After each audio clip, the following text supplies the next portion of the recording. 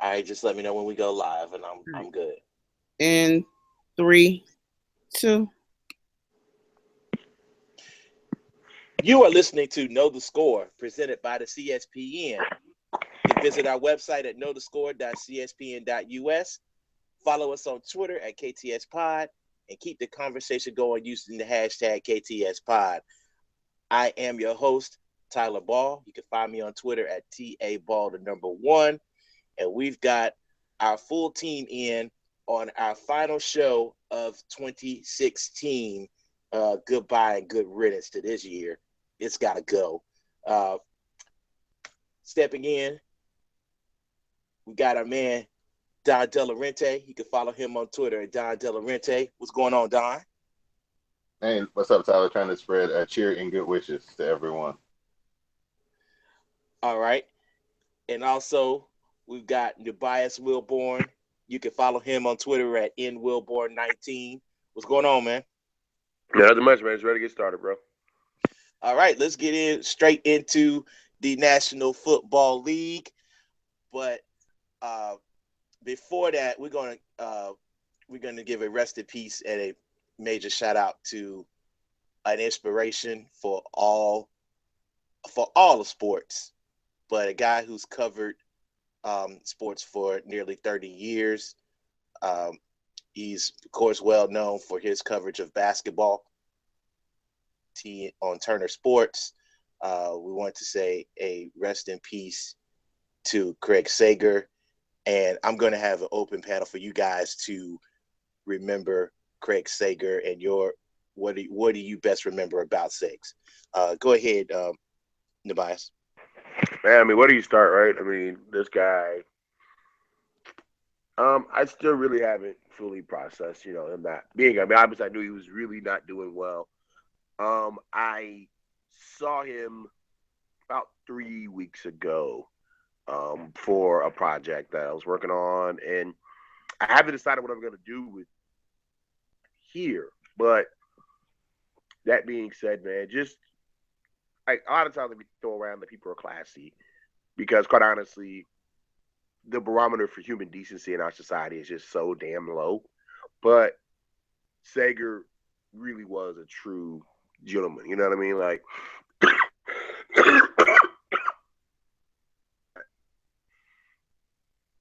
he remembered everybody's name. And that may sound small and trivial, but, when you've been in the league 30 years and in every city, I mean, everybody, like from the ushers to the popcorn guys to the hot dog guys to the star of the team and everybody in between, Sager talks to him and treats them all very special, man. One of my first memories of him. I'm really cool with his son, Chris Sager Jr., and just remember covering him playing college football at UGA and Sager like reading some of my stuff and actually like emailing me and thanking me, just for the coverage. And, you know, he's just a very special individual, man. And, cancer is terrible disease. Hopefully, we find a cure for all these diseases that plague our society. But man,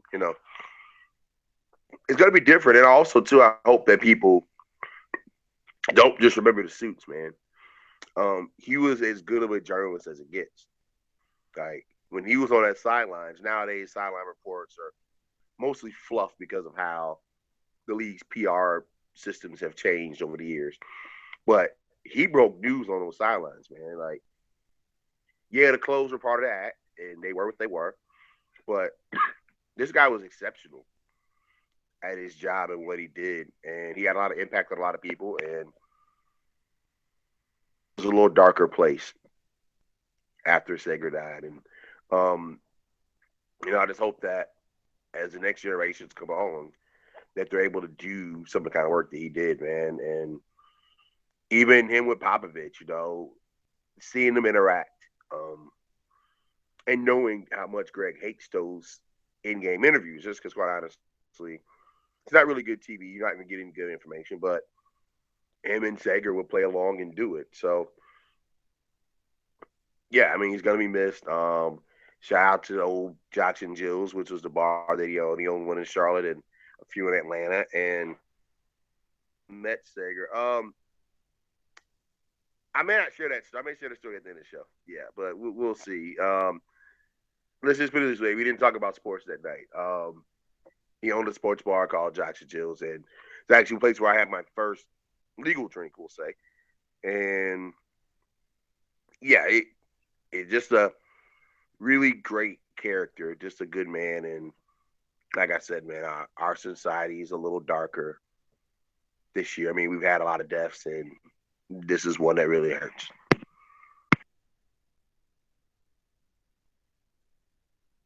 Just as far as someone who grows up thinking that they might want to do that profession in some capacity, yeah, Craig Sager has been around as long as there's been sports on TBS or TNT. So, like, basically, as long as I've had cable, I've seen Craig Sager in some capacity, whether it was football when they used to do football back in the day, or basketball, and baseball when they had the baseball as well. So, I mean, he's branched out through all sports, not just basketball.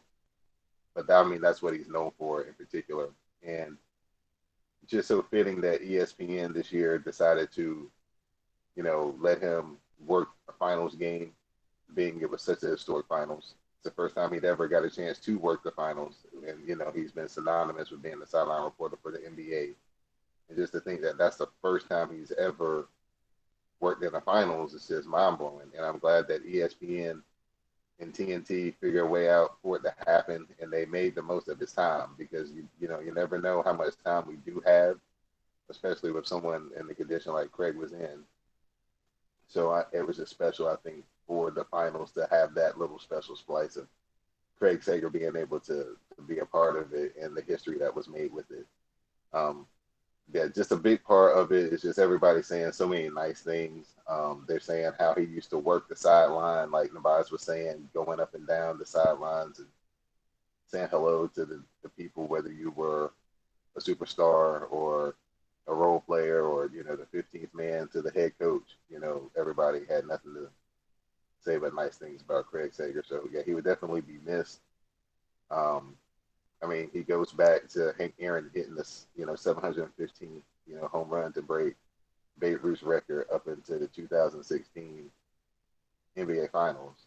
I mean, that's his career. So, I mean, just think about all the moments that he's been a part of and been a part of our lives. So, yeah, there would definitely be a big, big chunk of us missing when this happens. So, hopefully, Oh yeah, we continue to celebrate his life and his work. and let that be a lesson to young journalists as you guys are coming into the business. If you want to do that one of the reasons why he was so effective as a journalist was because he built those relationships with the administrative assistants and the AKA, we call them, the gatekeepers. Like, he was able to maintain a lot of different relationships with a lot of different types of people, and that's what leads to being able to break news. That's what leads to getting the stories, and that's what he was able to do. So, yeah, like, you don't have to be an asshole to be good at this business, and you can be kind and respectful, cover a story hard, and still have the respect of the people that you cover at the end of the day. And he did it, and man, like I said, he's gonna be missed, man. Like, the NBA, like, you think about it, other than Commissioner Stern, you think about the past 30 years of the NBA. I mean, obviously there's like scouts and coaches and stuff who are a part of the fabric who've been there, or PR people, but as far as front-facing people, you really can't think of anybody who's been around the league, a consistent part of the league, more than Craig Sager. As Megan said, maybe other than David Stern, but that's about it.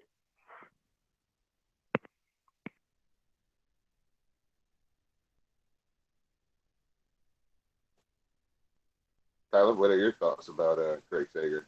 Your memories? I think it might be on mute, Tyler.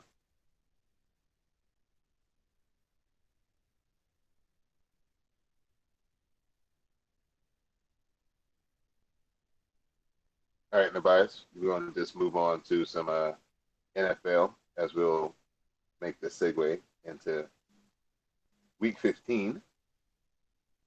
We've got the NFC West champions now. Seattle took on the Rams, coming off of their coaching change. Jeff Fisher got fired. It was an amazing day in the world of sports where the most mediocre of the mediocre finally lost his job. Was it a case of the Rams didn't want to be embarrassed and have Jeff Fisher become the most losingest coach on their watch? Or did they realize that, hey, you know, they finally have, I think his name is Wes Snead, that he could just finally see the light and say that, you know, I've hitched my wagon to a horse that won't run? Well, thoughts on the Rams situation, because, you know, Seattle, you know, based on, you know, we'll talk about them in a second, but Seattle is really the story. I mean, the Rams are really the story here. Well, listen, I mean, you asked several questions there, but I kind of try to parse it down. I mean, one, you know, I mean, Twitter, I mean, Joe's going to joke on Twitter, right? That's just what that is. But I mean, you know, that extension was signed well before it was announced. It just never was a really good time to announce it. He got the extension in part because he helped lead the, you know, it was a golden parachute. I mean, it was what it was. You know, his agent is Kevin Demoff's son. I mean, it's a lot of things going on. I mean, Jeff Fisher's a hustler, man. I mean, I think he's a good coach. Like, I do think some of those teams weren't good teams. I mean, this team now, I mean, their offensive line is the offensive line is so terrible. It makes Gurley look like a mediocre running back, which he isn't. We don't know if Jared Goff has any game. The previous quarterback didn't have much game. I mean, this is a bad team. So, I mean, some of that ain't, all of it ain't on Jeff Fisher. I mean, he was lucky, I think, in the sense of, I don't want to say lucky. I mean, he was in situations with patient owners. You think about his time in Tennessee, he had one of the most patient owners in the league. And the Rams were a very patient team, which, I mean, to be honest, Jeff Fisher got things the way they should be. It's just we don't see it very often. Generally, like we look at Charlie Strong or, you know, I know not trying to compare to college. You look at a Charlie Strong who got 3 years. He didn't even get the 5 years. Every Texas coach ever got 5 years. He got 3. So part of the anger is that you do see this guy getting chance after chance after chance. Whereas, and let's be real, I mean, you see a lot of black coaches don't even get a chance at all. But I'm not mad at Jeff Fisher for that. I think he just got in situations where, you know, he's had some really patient owners who are willing to wait. Now, I do want to see how patient the Rams will be with their next coach, because they're not good. I also want to see what's going to happen with Les Snead. I do think that Fisher and Snead had issues, and now we're going to see Les Snead if he is a real GM, because he's got to hire a coach into that mess. And I don't know how many coaches are going to be interested. I mean, I know it's only one of 32 jobs, but if you're a top flight coach, why do you go to LA? I mean, why do you go to the Rams? Because there's not much there right now. So we'll see. Either way, Jeff Fisher probably will never have to work again. And I doubt if he would work in coaching again. I don't think he's getting another head coaching job. I don't think he wants to be a coordinator. So I'm not sure what's next for him, but I ain't mad at him. But yeah, like, people made so much of the extension. The extension was already signed. You know, hey, he got a parting gift, man. I ain't mad at that dude. Get your money. And he got his, and now we'll see what happens with this team going forward. All right, Tyler, we want to jump back in and talk about Seattle. They seem to get their offense back on track. They got 24 points in this game. But, you know, always with Seattle, the drama seems to sometimes be what's on the sideline and what's not, and what's on the field, rather. As Richard Sherman voiced his displeasure about throwing the ball at the 1 yard line, as they got what appeared to be an interception, but it got overturned on replay. So, you know, it was just another theme, and Richard Sherman wasn't happy about that. He said, we, talking about him and his 10 mates on defense, their decision to continue to throw the ball on the 1 yard line because they saw how that worked out before. So can we get past the drama in Seattle, and can they make this thing work to get back into contention for NFC title game? I'll open it up to Tobias again. Just what are your thoughts on Seattle's inner turmoil with their team, and how can that relate to the field? Well, I mean, it seems like that's how they rock, man. It seems like they, it's like the '70s Yankees teams, man. They didn't necessarily do the old story. Hey, there's 25 guys, they all took 25 cabs, right?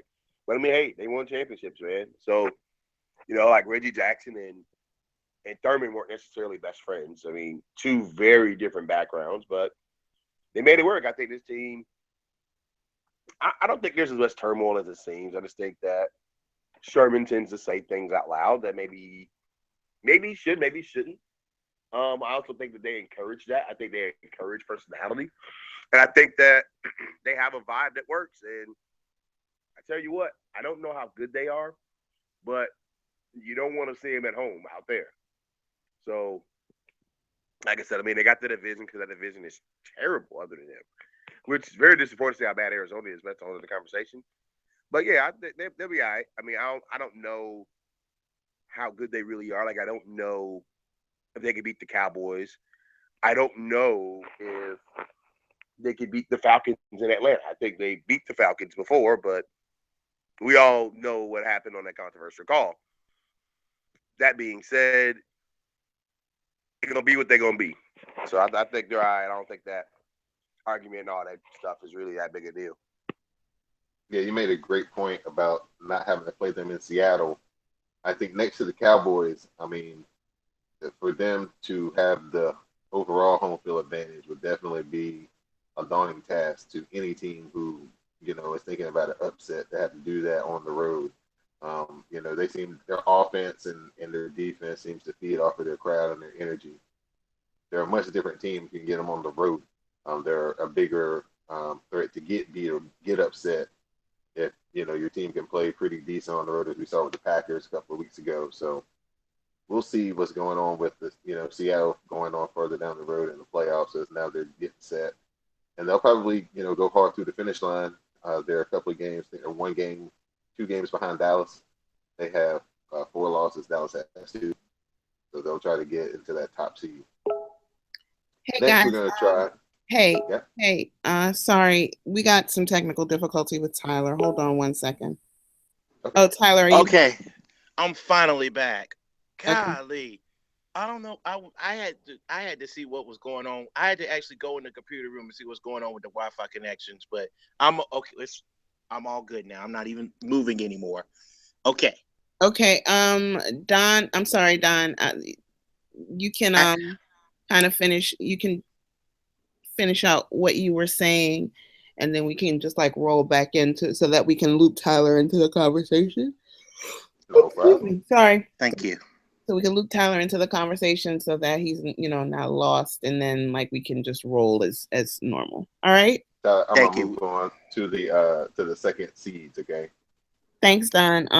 You can count yourself back in if you want, Don, and then we'll go from there. Right. And then Tyler, you can pick it up from there. Okay. Got it. All right. 3, 2, 1.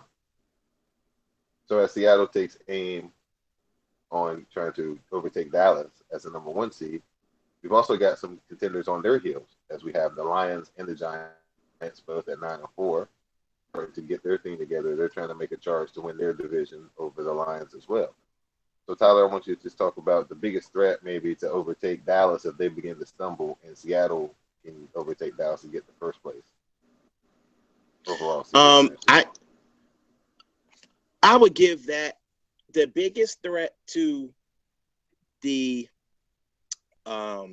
Cowboys would actually be the New York Giants because of the tiebreaker. First things first, they have to beat Detroit on Sunday.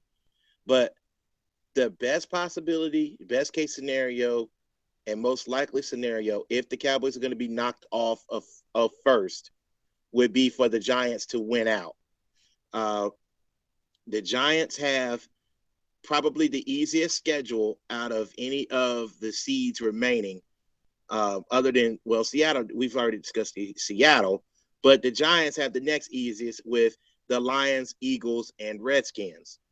I would say that they can win 2 of those 3 games. They can actually sweep. If I believe if they beat the Lions Sunday, they can beat both the Eagles and the Redskins to win out. And obviously they would leap from the 5 seed to the 1, and Dallas, ironically, would switch places. They'd be knocked all the way down to the 5. Similar to what's going on with the Raiders last week when the Raiders were knocked down from the 1 seed to the 5 seed. So I think the Giants have the best chance out of the 3 because they have the best schedule remaining. Seattle, even though the teams that they play, the Cardinals and the 49ers, have terrible records, I would not be surprised if Arians gets the Cardinals up for Seattle. And mind you, they played to a 6-6 tie. So anyone that is as a toss up as any game left this season. All right, now you got any thoughts on the Super Bowl threat as far as AFC, NFC? I mean, well, hold on, Don. There's something going on with your sound.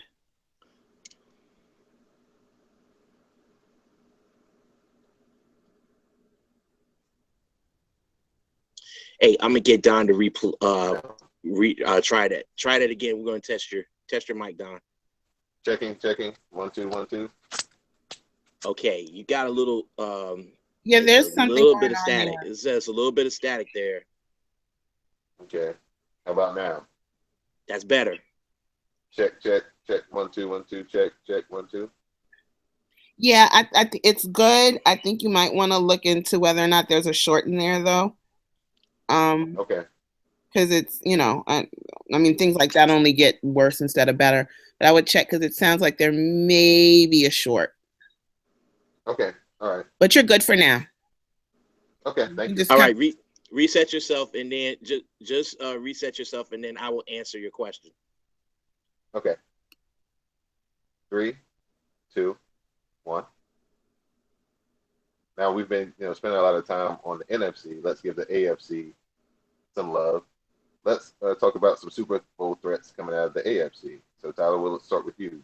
Raiders seem to have taken a step back. Chiefs seem to have been moving forward. Patriots are the steady Eddie. Do you see anybody making a run, that we're not thinking about just right up yet? Let's look at Pittsburgh. They're right now to 3. They've got a very favorable schedule ahead. They've got the Bengals, Ravens, and the Browns. And of course, even though the Ravens have beaten them, that was without Le'Veon Bell. So I personally think the Steelers are the most equipped team to win the Super Bowl. You have a playmaking quarterback, one of the best running backs in the league. You have an opportunistic defense, and of course, you have one of the best wide receivers in the game. So the Steelers are the team to really look out for. Can they I don't think they'll overtake the Patriots. As a matter of fact, the Patriots have to do is one more win and they'll lock up the first seed. But Pittsburgh can move itself from the they would have to get some help in order to move up to the 2nd seed. Because the Chiefs, they're still 2 games behind the Chiefs. However, the Chiefs have a little bit tougher schedule. They have the Titans, the Broncos, and the Chargers. Anytime you got two divisional opponents that can beat you, because the Chiefs don't have the scariest of offenses. And of course, you have the Titans, and the Titans still have something to play for. They still think they can win the division. So it's not an easy road for the Chiefs. So don't be surprised if Pittsburgh can win 2 games and make that Chiefs-Chargers game meaningful at the end. Tobias, I'll open up the same question to you. Do you see a dark horse as an AFC threat, or who are you looking forward to come out of that conference?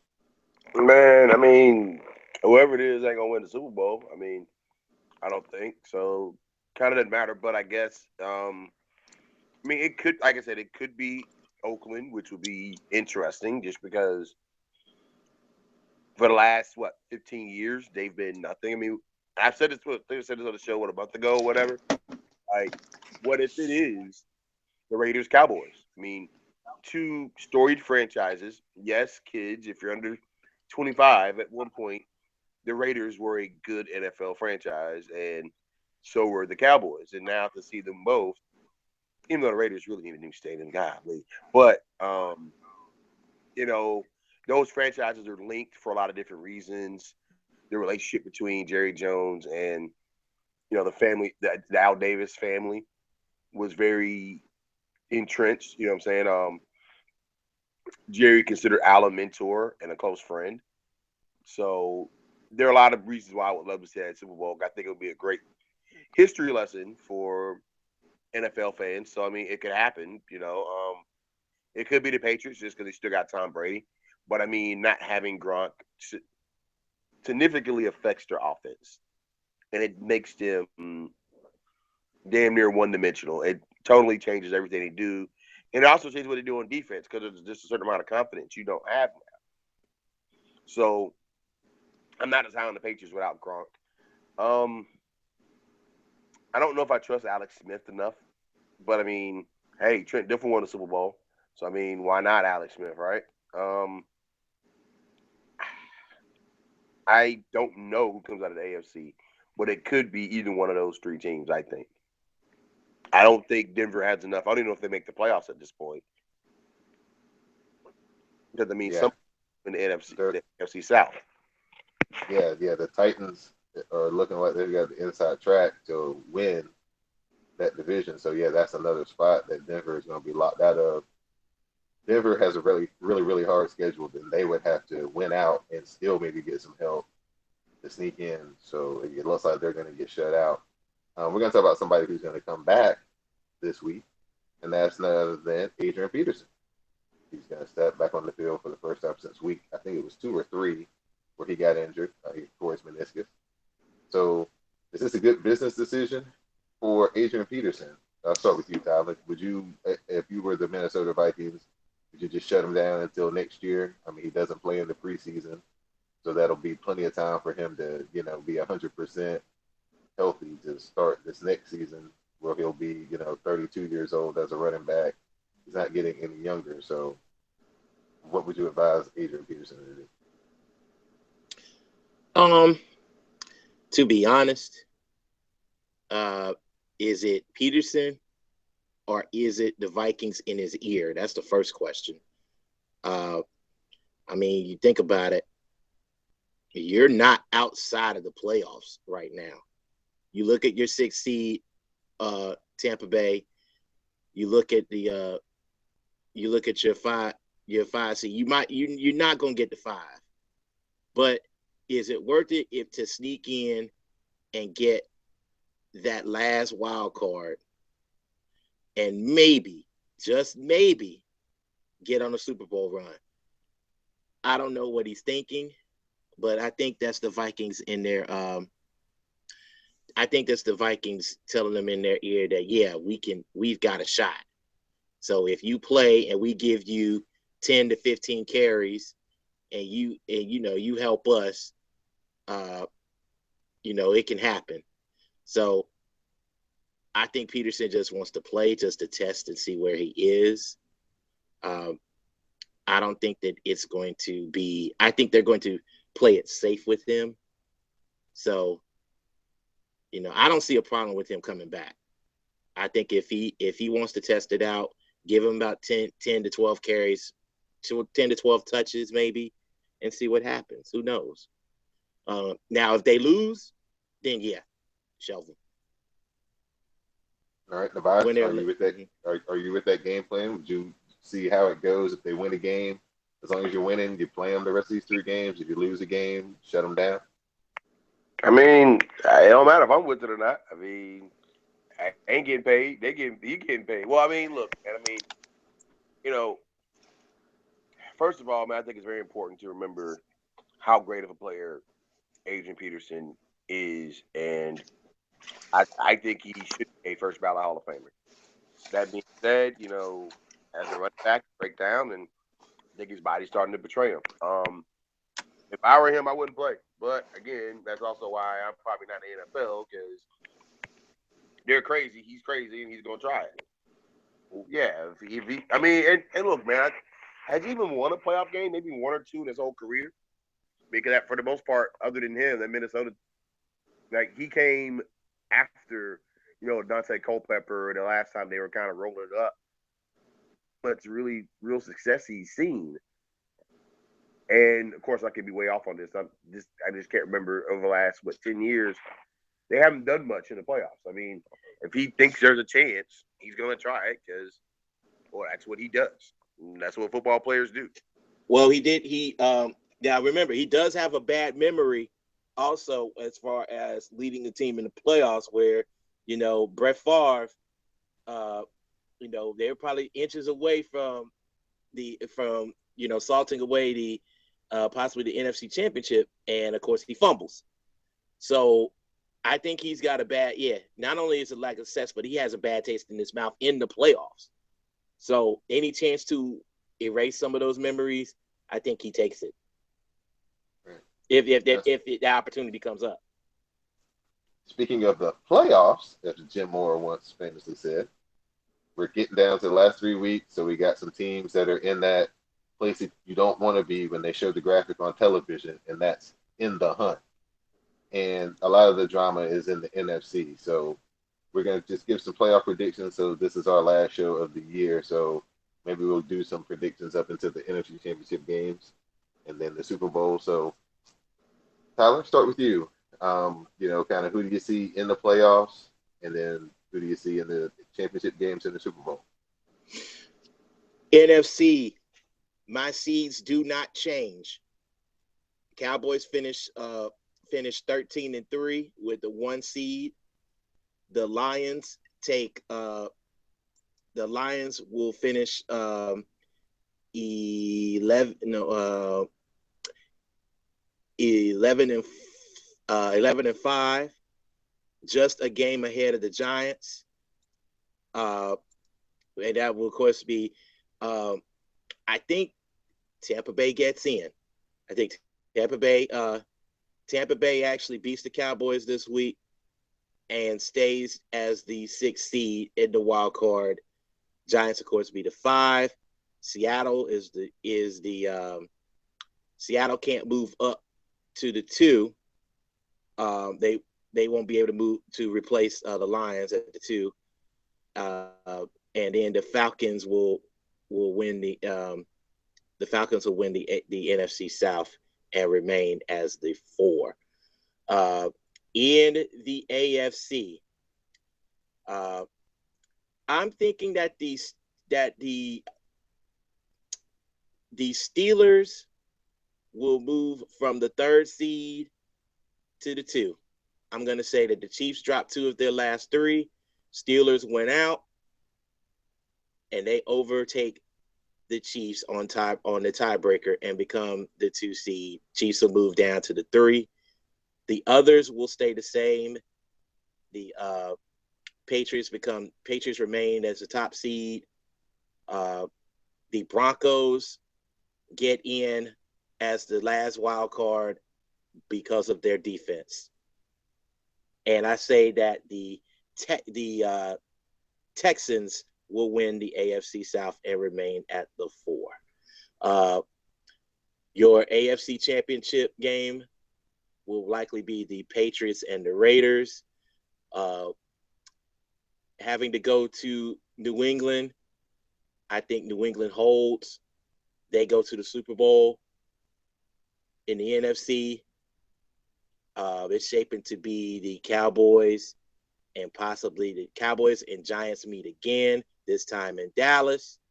Dallas wins. Patriots Super Bowl with the Cowboys in Houston, and the Cowboys will knock off the Patriots somehow, some way to win the Super Bowl. That's my prediction. I'm sticking to it. He started that with a lot of head. He ended that with a whole bunch of his heart. So Yeah. Tobias, we'll move to you, and what do you see as far as the playoff picture and NFC Championship game, AFC Championship game, and Super Bowl? Man, that's a whole lot of stuff you just asked her, bro. But to make it simple, man, I think it'll be Cowboys versus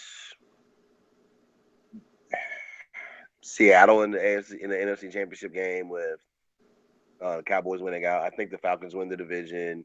I think, obviously, Cowboys will win the NFC East. I think the Giants make a little bit of noise, but not enough. So yeah, I think it'll be Cowboys versus. I lost my train. Cowboys going to go to the Super Bowl too. They're going to win. They're going to beat Seattle because Seattle will have to play them in Dallas, and they're not going to win that game. So, yeah, I think the Dallas Cowboys come out. I think they'll do it this year. I am a little nervous about Dak Prescott. I do think he's kind of coming back to earth, and we'll see if that doesn't mean maybe some Romo time. We'll see. But he's definitely coming back to earth, so that is a concern. Out of the AFC, I see the Pats, Raiders, and the AFC Championship game. I think the Raiders are going to come out. I do think we're going to get a Cowboys-Raiders Super Bowl, which will be very interesting. And, geez, it's really hard to predict here, but I think the Raiders will win the Super Bowl. Even I know I said earlier I thought I was an AFC team and win, but I do think the Raiders will find a way to win a Super Bowl to honor the memory of Al Davis. All right, I'm going to make it real simple. I'm hoping that the Redskins can somehow find a way in. It's going to cause us some strange bedfellows as I'm rooting again for Dallas to somehow find a way to beat Tampa Bay. But Tampa Bay looks really hot right now, so it's going to be a tough game for Dallas. So I've still got my teams still alive that I picked at the beginning of the year. So I'm going to go Seahawks and Cowboys as well in the NFC Championship game. But I'm going to go with the Seahawks. I think the Seahawks defense will overtake the offense of the Cowboys just because it's so simplified right now with them having a rookie quarterback. And if the game is low scoring, I think Seattle's defense will make the play to win the game ultimately for them. And then we go to the other side. It's been, the Patriots have been dominant all year, but the one chess piece that nobody can cover on the board is hurt, so that makes them very vulnerable. I'm with Tyler. The Steelers have been so Jekyll and Jekyll on the road, it's hard to really trust them in the playoffs because, the games are going to be, so tight. But I think that they can do it. And I called it Steelers and Seattle Super Bowl beginning of the year. I'm going to stick with that as my Super Bowl with the Steelers and their dynamic offense being too much for Seattle in the Super Bowl this year. So that's our NFL Super Bowl preview. But finally, we'll move into, I know what our producer Mel and Classic are really interested in. And that's our KTS Pod Fantasy Football Playoffs. As they are the number one seed, as they have gone undefeated through the regular season once again. Are we going to have a New England Patriots situation where they get knocked off? Well, the first person who has a chance to knock them off this year will be Gordon. And his team, Bad Advice Bone at 9-5, play the number one seed, Captain America, for 14-0. The number two seed, Granddaddy Dogs, at 10-4. They face the number three seed, and No Goodell Shall Prosper, who finished the season at 9-5. So good luck to all the owners who made playoffs, and hopefully your teams and their players continue to play throughout the end of the year. So next week in our championship game, we can have, a really close one, and it goes down to the wire. So that's our NFL this week on Know the Score. All right, Cut, and then Tyler, you'll just take it over from, the NBA or whatever. So college football in the next segment. Got it. I'm going to do the live read for Amazon, and we will keep it rolling, and I'll take over. All righty. 3, 2, 1. Just a reminder that you are listening to Know the Score, presented by the CSPN, and we invite you to keep our podcast free by shopping at Amazon. Visit cspn.us, then click on the Keep Our Podcast Free link at the top of the page. From there, scroll down and click on the Amazon link to shop. Purchase items from Amazon as you normally would this holiday season, whether it's books, music, electronics, jewelry, and apparel. For every purchase made on Amazon through our link, Amazon sends to CSPN a payment that helps keep Know the Score and all our other podcasts free for our listeners at no extra cost to you. If you shop at Amazon often, especially during this holiday season, just bookmark the link or add it as your homepage so you can help the CSPN each time you order. And of course, we thank you for your support. We're going to jump into the NCAA. Of course, last week we had the Heisman Trophy ceremony to recap all of the football awards. We had Lamar Jackson, who took the Heisman Trophy, and also 2 of the 3 quarterback awards, with Deshaun Watson getting the Davey O'Brien Trophy.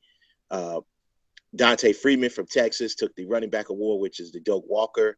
Wide receiver Dede Westbrook from Oklahoma took the Biletnikoff Award, which goes to the best wide receiver. And most impressively, defensive end from Alabama, Jonathan Allen, claims what I call the defensive triple crown, as he took the 2 Defensive Player of the Year awards and the award for his position, the Nagurski and the Bednarik, and the Defensive End Trophy of the Year. Alabama also had 2 other players to gain awards. Cam Robinson got the Outland Trophy, and Reuben Foster got the Butkus Award. No shock there, as Alabama has been the number 1 defense all year long. And, of course, Colorado coach Mike McIntyre, who has the Buffaloes in a bowl game for the first time in many years, takes home the Coach of the Year awards. Any surprises? Just going to be an open panel question. Were there any surprises with Jackson taking the Heisman, or any of these names, being the best at their positions? It's just funny that Lamar Jackson didn't sweep all the quarterback awards that Deshaun Watson, snuck in there with the Davey O'Brien. But everything else definitely, seems to be pretty good. Dante Freeman is just a 18-wheeler. I mean, that's his nickname, and it fits him perfectly. Charlie Strong definitely got the most out of him that he could this year. So hopefully, he'll go pro and this year and start making some money. And he's going to really be a threat, because, he could be a receiver. He can play a little, wildcat quarterback. He can be a running back. So, team good offense coordinator is going to have a lot of fun with him in the NFL.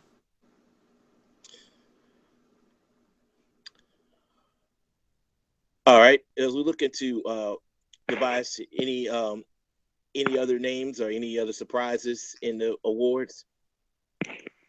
Nah, I mean, they did what they do. I mean, I think that the running back out of Florida State, Dalvin Cook, should have gotten an invite to New York for the Heisman. The fact that he didn't get an invite, I think, is crazy. The fact you had 2 players from Oklahoma get invites, but not him, is really crazy. But the game's a game. Other than that, I mean, things went about like I thought they would. Yeah, Dalvin Cook deserves some love. He didn't get it. It's kind of disappointing. I think Cook was hurt because of FSU's performance, and that kind of took away from him individually. But he put up some incredible numbers, especially as a receiver out of the backfield. I think he's the most versatile back in the draft, possibly in the draft. And I'm interested to see where he goes. He doesn't have a major injury history, and he looks like he's going to be extremely effective, especially when he gets in space. So it's an interesting look. We're going to look at the NCAA basketball big game this week. North Carolina takes on Kentucky at Rupp Arena. Kentucky coming off a loss to UCLA. It's another showdown with a lot of freshmen. I'm looking forward to it because Carolina is actually telling folks that Joel Berry, their point guard, will be back. Carolina has not performed very well since he's been out with an injury. They're going to need him because they're going to have to hit some shots against this big Kentucky lineup. Anything of interest in this matchup of the two powerhouses in NCAA basketball? It's going to be if Carolina can manage the game from the outside. They don't need to take more than 16 3-pointers, and they need to be able to hit at least 10 of them. So, I mean, they need to hit no less than 7 3-pointers in this game. And then it's can their experienced big guys overpower the freshman big guys that Kentucky has? Because Kentucky is going to have all of the perimeter advantages. I mean, their wing players are phenomenal. So it's going to be a big challenge for Carolina's perimeter defense today to keep them from getting in the lane and then try to recover out and, put a hand up in Kentucky shooter's face.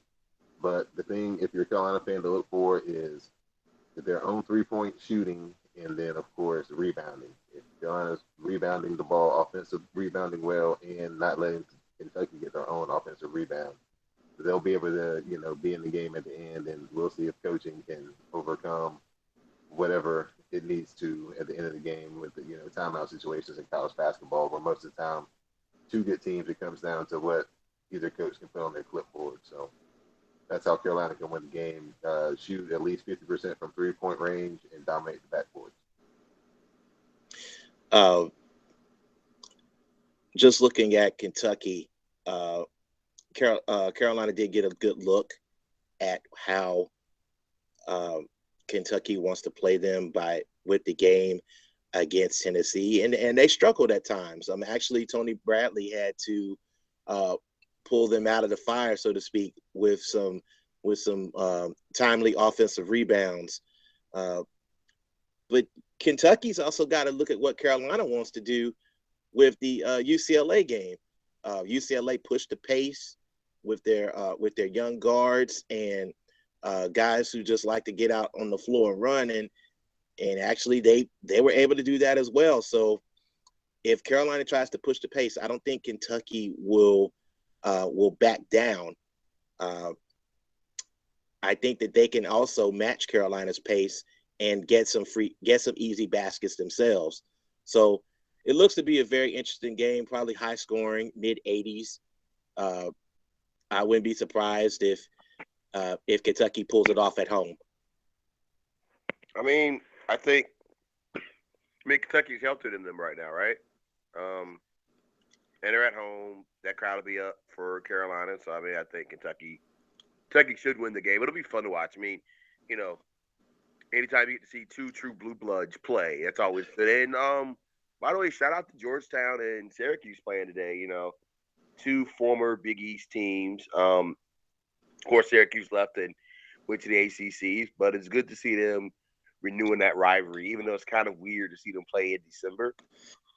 But good to see them kind of renew that rivalry, and hopefully that's something they can keep going as the years go on, man. It's a shame to see, the Big East have to, do what they had to do, but really looking forward to that. I don't think it's going to be an exceptionally great game, but it's just good for nostalgia's sake to see those two teams play. Yeah, you could put Duke and Maryland in that type of matchup. Any of the old Big East, in which now are ACC and Big Ten matchups, because college basketball realignment has been so confusing to the the fan of even 5 years ago. But it's all about the money, as they say. Just a reminder that you are listening to Know the Score, presented by the CSPN. And we move on to the NBA. It's an interesting time of the year where you're a third of the season. And now you got the time where some star players are sitting out games on the road. And the fan response, of course, has been negative, particularly at LeBron James, who's sat out 2 games of this recent road trip. Kyrie Irving has complained about tired legs. Uh, you know, you sometimes wonder if these analytics and sports science and all of the new advances that have been acceptable in the league, you know, is it to the league's detriment?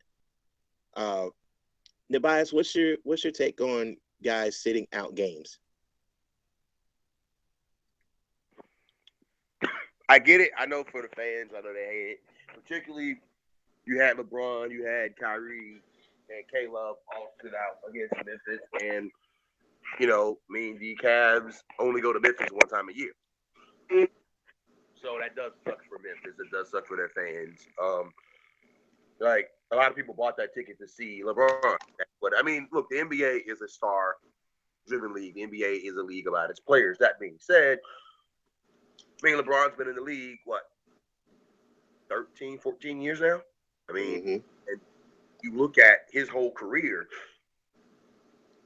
he's been in the finals or damn near to the finals every year of his career. And he's played Olympics, and he's done all that. Carmelo Anthony, same thing. I mean, he came in 2003. Yeah, they all came in together. I get it. Kyrie Irving has had injury issues. He came into the league after only playing, 8 games with Duke? And he's had Kevin Love is a big man, and I get it. I mean, look, at the end of the day, the NBA is about entertainment, and the players are the entertainment. Like, let's be clear. But you gotta do what's best for your team, man. So if that means sitting the guy, getting some rest, you do what you got to do. And I know people want to talk bad about it, but I'm with it. I mean, because I think they're learning that these back-to-backs and all that stuff, man, and all that travel. I mean, you got to remember, you look at somebody like Chris Bosh. I know his situation is a little different, but a lot of those blood clots come from constantly being on those planes. So you're asking these 6'10", 6'8" guys to be on these planes for hours and hours.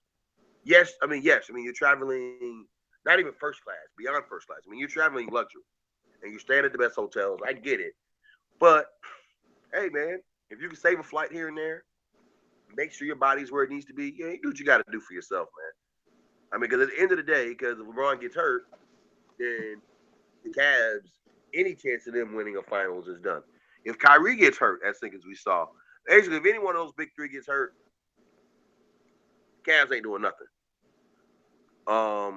And I think the Cavs are playing a really good brand of basketball. I think they're trying to make sure they're ready for the championship run that they can have. Because I think they can beat the Golden State Warriors. So, yeah, it's all right. I ain't got no problem with it, man. Do what you got to do. All right, Doc. It's just a culture shift, I think. I think that back in the day, in the olden days when our favorites were playing, the thing to do was they probably didn't practice as much. Instead of not playing in the games, they may have didn't participate in a practice. If they had a long practice, or if they had a shoot around, maybe they didn't have to participate in the shoot around to, get their rest in during the season instead of having to miss the game, which, like Nabaya said, is the main part of which everybody sees, which is the game where they're out front and they can be their superstar self and be the attraction that everybody comes to scream and cheer for. So I think the change may have to come from the CBA and the way that they work their season. I don't think anybody really had a problem with the season starting at Christmas and then playing 52 games when they had their latest lockout and the season got cut short. I think a lot of people actually were looking forward to the NBA. A lot of things as far as football had, gotten itself straightened out. College football had gotten itself straightened out. Baseball was long gone in the past when it started. So everybody was really hyped and excited, and it started with a bang and just, went right on through into the finals. So I think they kind of found something by accident that they might want to go back and explore. And then that way, if you can space the time out between the games, where maybe you play a game and you have 2 days to get to your next city instead of a back-to-back, then you can, not have to have so many of your best players sit out because the rest is built into the season by not playing so many games and by having more time in between games, more days in between games. So I think that may be the solution that you see to alleviate some of these things. I mean, it used to be that, Pop would do it, just sit his guys out at home because the theory is, your season ticket holders will be the people who get to see you more often. And if you don't play 1 or 2 nights in front of them in a season, what's the big deal? They've got 39 other nights where they could have saw you. So it's not so big as like Navaz was saying, if you're in the Western Conference and you're only going to get one chance to see him, and then he doesn't play and he doesn't even travel, so you can't even see him like at least warm up, take the layup line, and dunk and do the pregame at least. You will feel cheated and don't feel like you got the full value of your ticket. And so, from a fan point of view, that's very understandable. But the NBA can fix it. It's nothing that can't be fixed. They just have to, think a little bit outside the box and, get out of the realm of, well, it's got to be 82 games because this is how we've always done it. I mean, leagues have always expanded their schedule. It'd be cool to see a league finally, in the interest of their players, decrease their schedule in the name of player health and player safety. Well, I mean, but another thing to keep in mind with increasing the schedule, you got to remember, like, most of these teams don't own these arenas. I mean, they're renting them out or they're sharing space. So you're either sharing space with a hockey team or you also have concerts and other events. And those events are scheduled out. So it does become a little complicated on scheduling. I do think it's possible. But Tom Haberstroh for ESPN has written in detail about how bad the back-to-backs are on the players' bodies, and they just don't work. I mean, like in the league, there's certain losses. We just call them, you cover the league a little bit, you call them schedule losses. You can just write it down, it's going to happen. Literally nothing you can do about it. And, I get the 80s guys are always going to say, well, yeah, well, we did it. But yeah, but they also, drank a lot of beer and smoked cigarettes after the game. So, I mean, you don't do that anymore.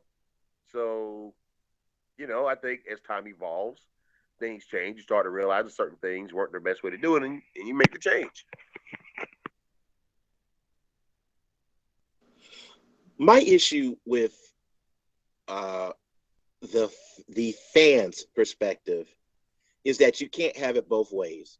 You can't go to a game and expect the players coming off a back-to-back to be in the top condition and then go on social media and talk about how trash they played when they're not healthy or when they're not playing at their full performance, playing on back-to-back nights.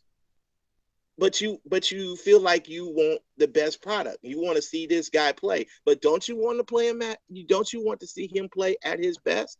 Also, let's add the social media aspect. There are more ways to watch an NBA game more than ever before. The access has tripled since the advent of being able to watch your games on your phone, being able to watch your games via the computer. Just adding those type of access, you've got more opportunities to see a particular athlete play. I know nothing beats the live experience. I get that. But at the same time, let's consider the fact that, there are other opportunities out there to see this particular person. You may want to travel a little bit, and you may travel and be able to save the money that you pay than going to your own arena and seeing this guy play.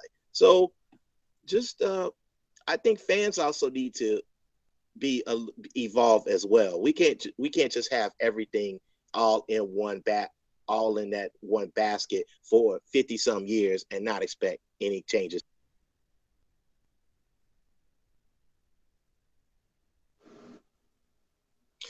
Okay, as we move forward, we're going to look into just the actual play on the court. As we look at the Eastern Conference, look at the standings, the New York Knicks have been a subject of recent discussion because you've had Phil Jackson and Carmelo Anthony kind of at odds about Carmelo holding the ball and slowing down the offense. Knicks are winning. Well, this is kind of a cool concept. The Knicks are the only team in the Eastern Conference that are currently in the playoff that was not in the 2016 playoffs.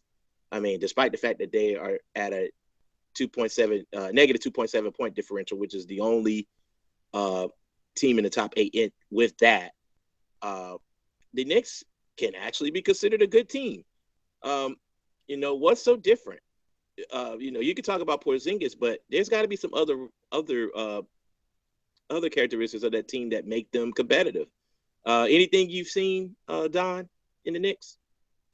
It wasn't evident the other night because when I watched them play Golden State, they didn't have Carmelo. But it looks like that their bench has actually, supplemented and done a very good job.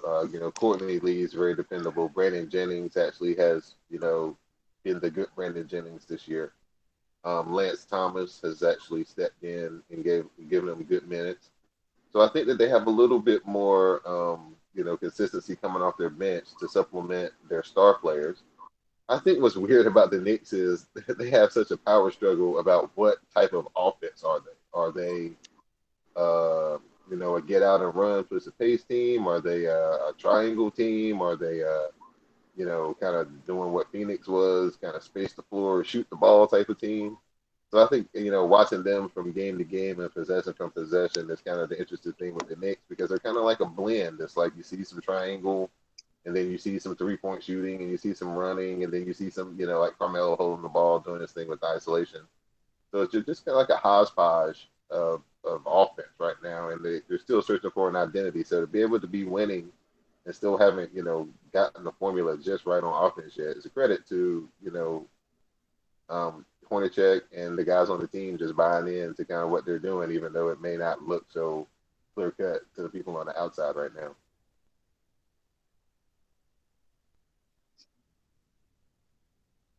Knicks are what they are. I think they can score it. Like I said, I think Porzingis is a real player, and probably the one good decision that Phil Jackson has made since he's been there. Right? I mean, this guy is incredible. He can really play. I mean, Carmelo is still Carmelo. Like I said, I don't know how far this team goes in the playoffs, but it's fun to see the Knicks be good and actually be entertaining. So, man, salute to them. I really like how Brandon Jennings can get the ball and get them easy baskets just by sprinting with the floor and being so fast with the dribble. He might not be the greatest of shooters, but he energizes that bench because he can get the ball up the floor faster than some of those starting point guards. And he can find you when you're open. So that has been a real spark plug. And I've got to root for the HBCU players always. Kyle O'Quinn has been a beast on the boards. He's played pretty well on both ends, particularly on the offensive glass. He's been a real help, particularly when he's had to start. He's added for a guy who was pretty much a perimeter guy when he was in college. He's bulked up, and now he's a post player. It's just hard to imagine, but O'Quinn's actually a threat down there, and he agitates people because he gets on the floor, he dives for loose balls, and he's he can find the basketball. So it's great to watch and great to see them great to see them win games and be entertaining. Looking forward to the Western Conference. Remember when when you had to be 4 or 5 games over 500 to just barely get in the playoffs? Right now that's not the case. You got only 7 teams above 500, and the top 6 are very good. Utah's in the sixth spot right now at 16-10. What gives in the West?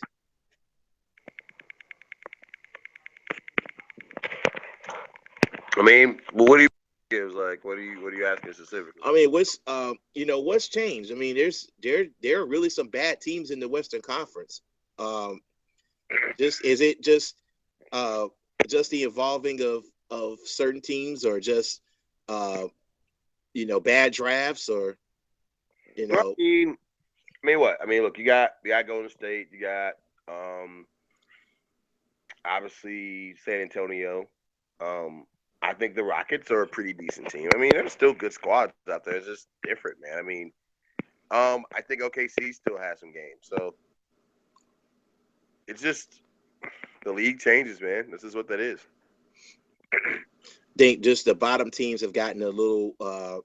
You think it's the fact that the bottom teams are just stuck with, with just bad play, with not necessarily bad players, but just no chemistry, or just teams that weren't necessarily they're just not gelling, because the Western Conference, it used to be that the Western Conference recently had about 9 or 10 teams that were among the best in the NBA, and that's clearly not the case now.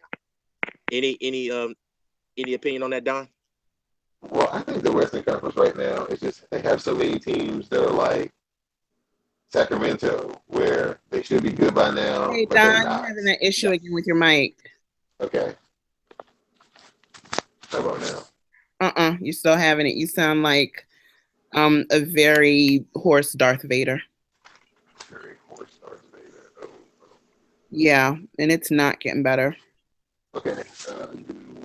What did you do the last time? Did you like try to mute and come back, or I don't know. I don't know how you're. Okay, how about now? No, hold on. Now you sound like a horse Optimus Prime. Okay, hold on.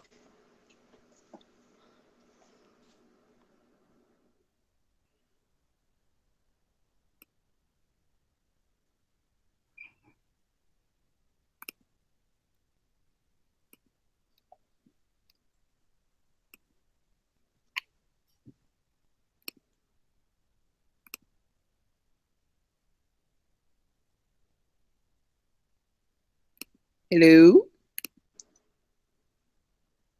I think he's still working on it. I just wanted to make sure I didn't lose the rest of you guys, because it just got super quiet. Mm-hmm. I have an adult that lives in my house now, and he's about to get put out. They can't see you. You kind of emotional with this right now. I'm very emotional about it, but you can't say it here because he's gonna think I like him. This is true. You gotta keep reminding him that you can still how about now? Take him out of the knees. Good. That's better. Yeah, no. The other night I was talking about it, and I literally started crying, and Jade was like, "Are you crying? You can't cry because I'm a cry." And then my friend, he was like, he's not moving out, right? Like, it's not the point. I cried at his 5th grade graduation, and my girlfriend was like, he's going back to the house. What are you doing? Anyway, you guys can count it back in whenever. Don, you can just go back to your thought, however you want to count in. If you want to count yourself back in, that's fine. Okay? Okay. Fantastic. All right. 3, 2, 1. To answer your question, Tyler, I think just the Western Conference is full of teams that are like rebuilding or haven't, reached the potential that we thought they would have by now. You have Phoenix, that was a playoff team a couple of years ago. They're totally rebuilding. Minnesota, they're in a rebuild mode. The Pelicans, they're kind of in a rebuild mode. They're, trying to figure it out with Anthony Davis. So I just think you have so many teams that are still trying to become what they're going to be as their final identity. And it all seems to be in the West, where the Eastern Conference has more teams that have been established and have been together a little bit longer. And they are what they are, and they're starting to see their potential. And I just think the West just is a bunch of teams are rebuilding besides the, upper echelon of the conference.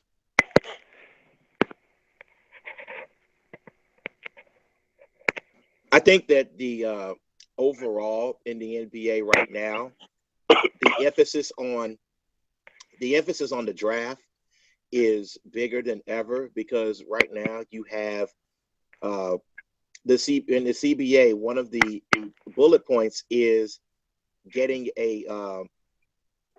making teams commit to that second contract. So if you don't get it right in the draft, you are likely going to be stuck with a guy for 6 or 7 years. I mean, yeah, if he's productive and puts up numbers his first 4 years, you're okay with that. But when he gets that second contract, you're really making a commitment. And I think some of those bottom Western Conference teams have struggled because they've made some commitments to some bad guys. And of course, you can have poor decisions by GMs, but I think more importantly, you have to be very careful with who you draft, and that's going to make some change. That's going to be the key for teams to be competitive. I mean, guys are just going to have to be good at the end of the day. And I think that because the same teams that keep winning over the course of the last 35 years are because their front offices are much more committed to winning. And of course, the luck of the draft and the luck of the bouncing balls in some cases, they've been able to maintain some sort of continuity over time. You look at the of course you have the Lakers, of course you have the Spurs. You look at the 90s Bulls. I mean, they were winning to cut some checks and make some bold moves. But right now, you've got some GMs out there that just really aren't that good, and they're being exposed. So hopefully, as the years go, and as this new CBA comes in, teams will be able to scout better and make better decisions as players pan out. Just a reminder that you are listening to Know the Score, presented by the CSPN. Visit our website at knowthescore.cspn.us. Follow us on Twitter at KTSPod and keep the conversation going using the hashtag KTSPod. And now it's time for the KTS polls, brought to you by Skull Candy. Skull Candy makes the best headphones, earbuds, and gaming headsets, all with lifetime warranties. Skull Candy produces many types of audio accessories, including headphones, sports earbuds, Xbox gaming headsets, PlayStation gaming headsets, DJ headphones, iPod headphones, and MP3 headphones. And now for the listeners of Know the Score, Skull Candy offers free standard shipping on your orders. To help keep our podcast free, order from Skull Candy by going to cspn.us. Then click on the Keep Our Podcast Free link. Click on the Skull Candy banner and then shop for high-quality audio accessories with free standard shipping. Skull Candy Audio through CSPN. Do it today. Now we have reached our polls, and we're going to have your play of the week, ride the pine, and score of the week. Play of the week, first of all, it's a single on-the-field sports play, not necessarily a full game. The winner of the last play of the week was the Saints trick play versus the LA Rams. Just remember that in addition to our host retweeting our polls, you can always check out our polls and vote via the hashtag KTS polls. Wait, time out. I'm sorry, Tyler. We're not going because those were 2 weeks ago. We're not doing those. We're just going with the fresh ones this week. We're not. Oh, my bad. Oh, it's okay, babe. Okay. It's okay.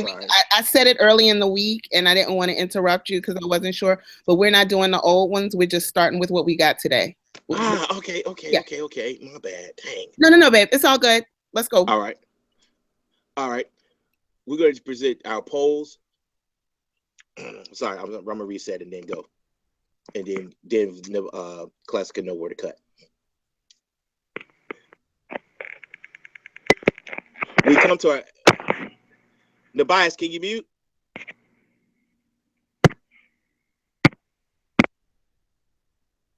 Got it. Okay. We come to our polls.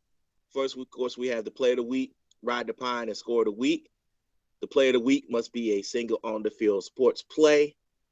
The ride the pine is the person, place, or possibly team that has done the most to hurt their standing in the sports world and simply needs to have a seat. And, of course, score of the week, that's a single number or statistic that is outstanding. First, I'd like to begin with the play of the week. Don, take it from here. It's your play of the week. I'm going to go with Ryan Kerrigan's game-winning sack fumble against the Eagles last week to preserve the Redskins' victory and keep them in the playoff hunt.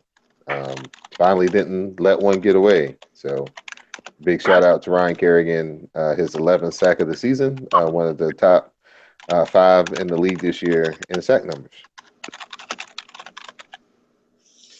All right, Tobias, your play of the week.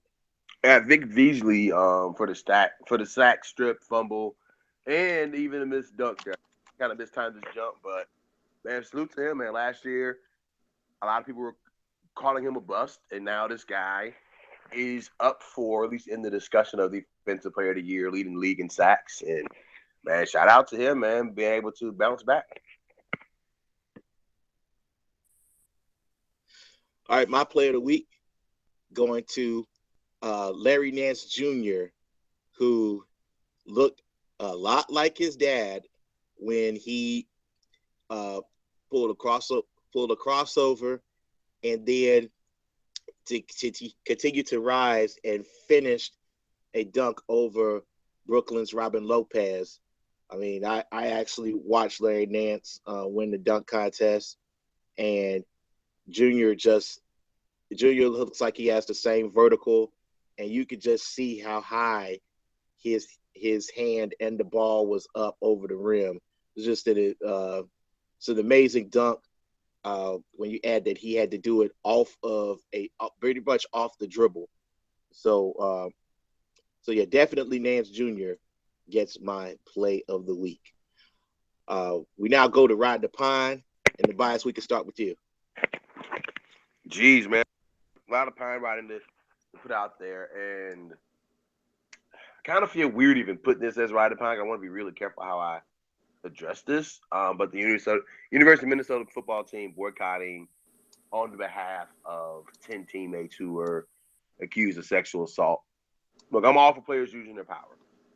And I also think that maybe one day this might be what ends up getting the players paid. But that's a whole other conversation for another day. That being said, I feel weird about the guys trying to do this boycott on the behalf of guys who may or may not have assaulted a woman. And the details of that case are really murky, and there's a lot there to parse out and to kind of sit with. And I just, like I said, I just think that's the wrong time and the wrong way to use your power. And very disappointed in those guys for standing up for a situation where they don't know if those guys are really right or wrong other than taking their word in a situation for justifying it. It's just really bad. It's a bad look, man. But I think they're going to play in the bowl game and probably lose because they're not that good anyway. But more importantly, man, I'm just disappointed that this is the hill they chose to die on.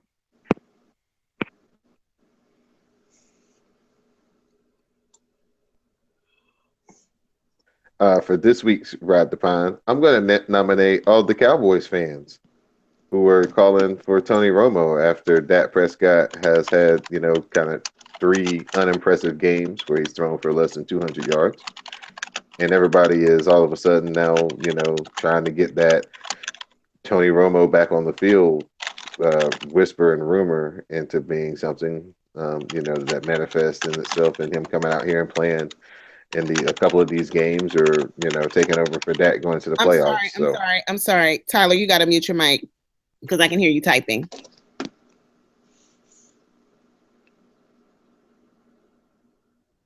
Tyler? Yeah, I got it. Yeah, you got to mute your mic. I'm sorry. Want me to just start over, Mel?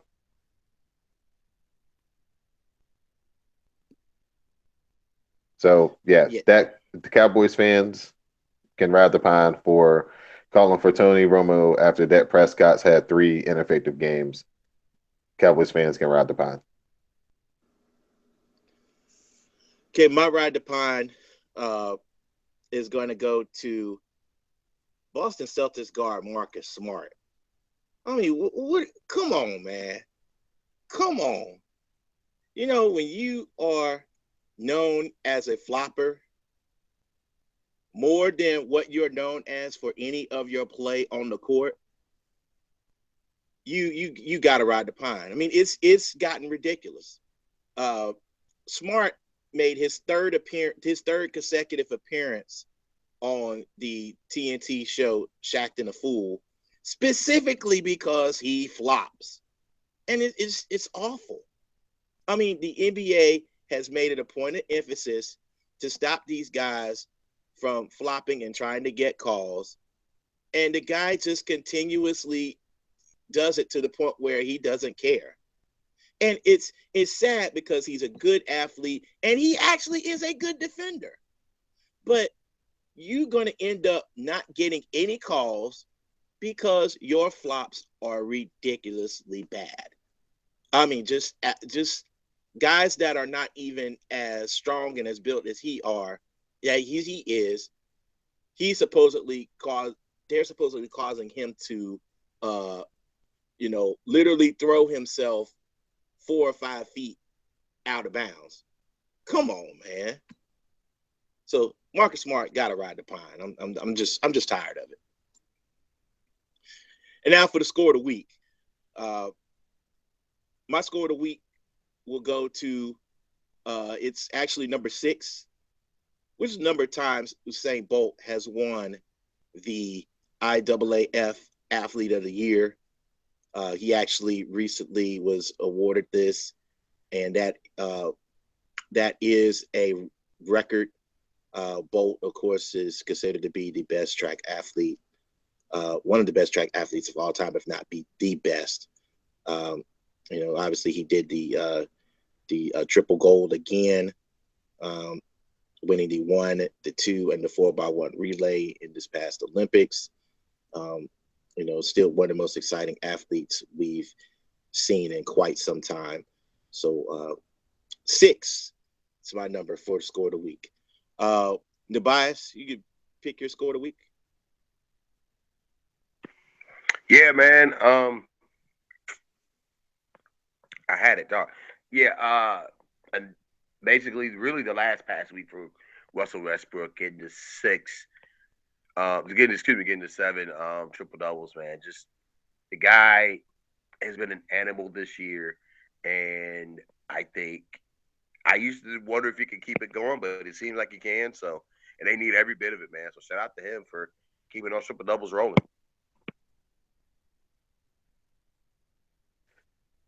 I'm going to nominate the number 1.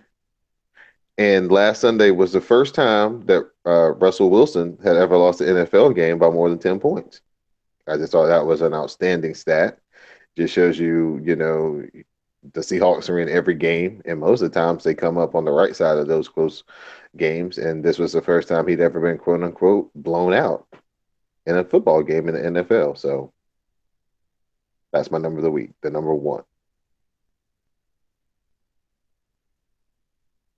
Okay, we've now come to the end of the show, and just to let you guys know that we will be out.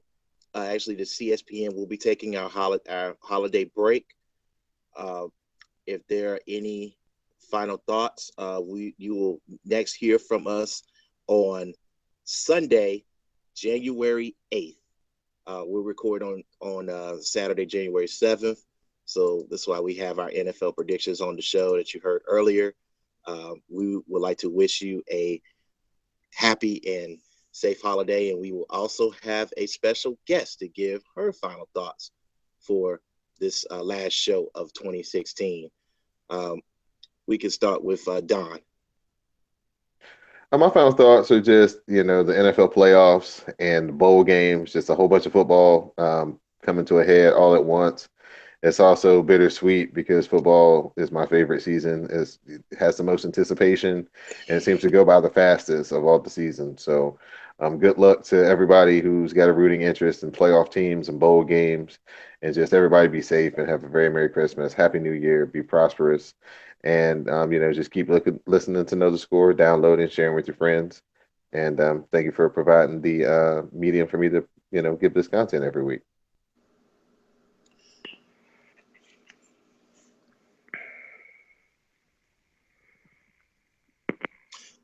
Tobias, for your final thought for 2016. Ah man, Jesus a lot, man. It's been a hell of a year, right? I mean, first of all, man, thank you very much to our esteemed producers, Classic and Melody, for allowing us to do the show each and every week here on the network. And shout out to all the people on the network, man, Crown and College, just to everybody, Gridiron Girls, the whole gals, whatever they call themselves. Just everybody who does a show on the network and everybody who takes time to listen. I sincerely appreciate you. And, it means a lot. Doing this podcast has been a bright spot in what has been a otherwise dark year.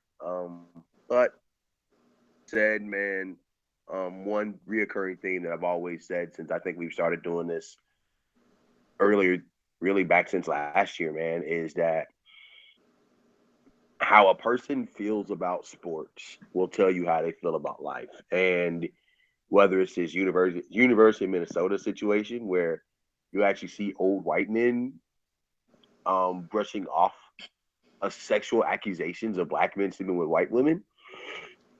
It's just fascinating the level that people will go to protect college athletes, but yet not pay them. If you look at just the landscape of sport, everything that's happened this year, man, I think it's revealed more and more. We didn't even get to mention the Mixon kid from Oklahoma, who now has the video out of him punching, the woman.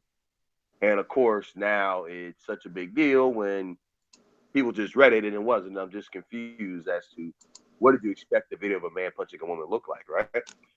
So what I hope is that, particularly as the inevitable train wreck that comes of our future president-elect coming into office, that we use sports as a unifier as opposed to a divider, and hopefully we're able to realize, man, there's much bigger things going on than what goes on the field, and just protecting these athletes when they don't do right, but also standing up for the ones who do what's right. Anyway, man, love you guys, man, and I sincerely and humbly thank you all for listening each and every week. Thank you to everyone who has been a part of this show. Jesse, everybody, Don and Tyler, everyone who's been a part of this, man. I sincerely appreciate you guys, getting to know you all, and look forward to hopefully what will be a great 2017.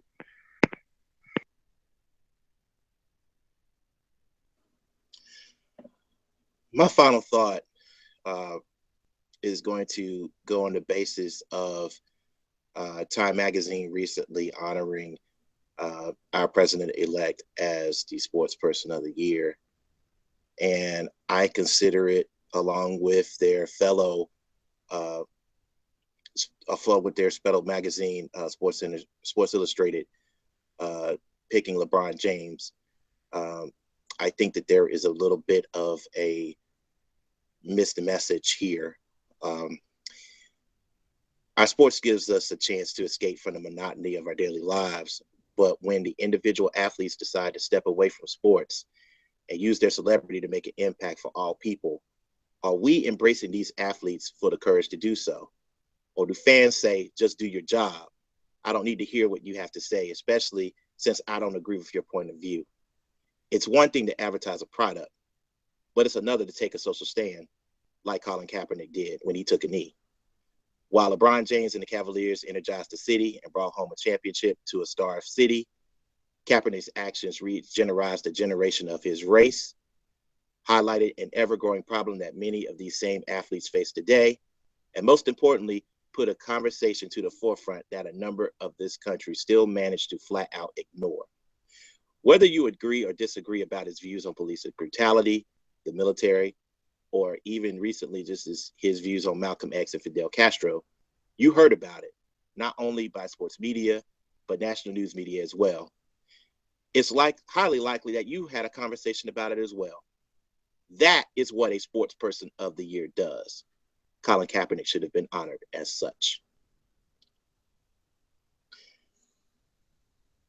And now we bring a special guest, one of our two producers. We have Melanie, also known as @BeautyJackson, @Beauty_Jackson on Twitter, and she would like to have a final thought as well. Hey guys, I just want to thank the team, first of all. That's Tyler, Nabias, Don, Jessie, the homie who ain't here because she is out doing big things, and of course my partner in crime, Classic. I also want to thank our listeners. There's no us without you and all that dope cliche jazz, and I appreciate you guys for listening to us, for participating in the polls. All of you guys who have been guests, who have given us some of our best shows of the year, of this podcast. To be perfectly honest, I think we've had our best shows this year, and it's only going to get better. So I just want to thank all of you for your support, for your feedback.